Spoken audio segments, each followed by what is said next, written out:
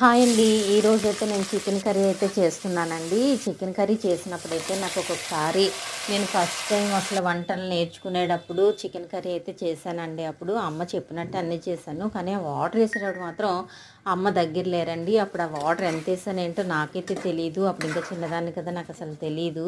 ఆ వాటర్ వేసాను, అది చికెన్ కర్రీయో సాంబారో నాకు అసలు అర్థం కాలేదండి. అంత ఎక్కువ వాటర్ వేస్తే నాకు భయం అనిపించింది. అమ్మ వచ్చి ఏమంటారా ఏంటో కేకలేస్తుందేమో అనుకున్నాను.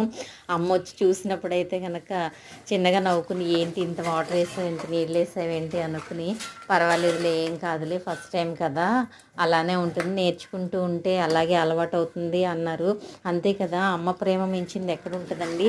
అమ్మే కదా మనకి ఎక్కువగా సపోర్ట్ చేస్తూ చక్కగా ఉంటారు.